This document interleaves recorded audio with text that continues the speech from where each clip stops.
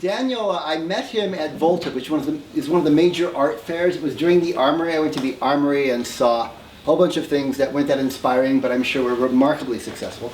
Then I went to Volta and I saw several things at the same period, that I think were just stunning. And a favorite was Daniel's work. He had some very sort of non-sequitorial, striking paintings.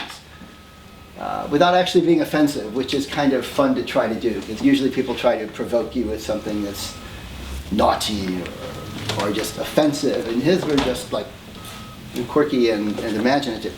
And then he had these resonant sculptures. He told me, would you stand up for a second? Grab one of those bowls. Just grab one of those bowls off the wall. No, grab a bowl off the wall. Yes, pick it up. Hold it by the bottom with one hand.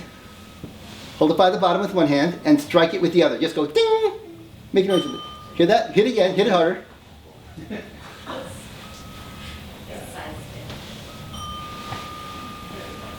So they have these beautifully resonant sculptures. Thank you very much. And I said, you know, we could do things like put this in an electronic medium and do some modulation sound, some filter effects, some pitch effects, and importantly, just straight, with beautiful sounds. So we've done that with a couple pieces this evening. Patrick actually did a lovely ambient piece, which I actually planned to be playing at the beginning. We should play during the interim. Yes. But it's a gorgeous sort of texture, a pastiche, a collage of tones.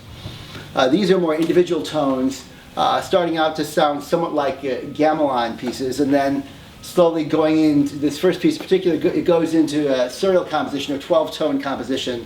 And I imagine most of you are familiar with it, but basically what you do is you have a tone row, which is all 12 pitch classes, if you will, C, C sharp, D, on the way up through B. You get a particular order of those where each one is produced only once, and then you invert it, and then you play the inversion backwards, and then you play the original bit backwards, and that's your whole sort of 4 treatments of the tone row. So I've done that without trying to be too oppressive and annoying about it. I tried to have a bit of fun with it, actually. I'm sure I broke a couple rules, as you're supposed to when you're doing this sort of thing. You have this sort of 12-channel surround, and for part of the piece, I'm trying to assign each different pitch class to a different channel. So a C sharp to one speaker, D sharp to another, and so on and so forth. So the joke is, if you will, is that this sort of serial music we're talking about, where you try to give some equal treatment to each note, each different pitch class, is called dodecaphonic music. And likewise, if you have 4 speakers, it's quadraphonic. If you have 12 speakers, therefore, it should be dodecaphonic sound system. So we're having true dodecaphonic music this evening. So let's go ahead and start this first piece.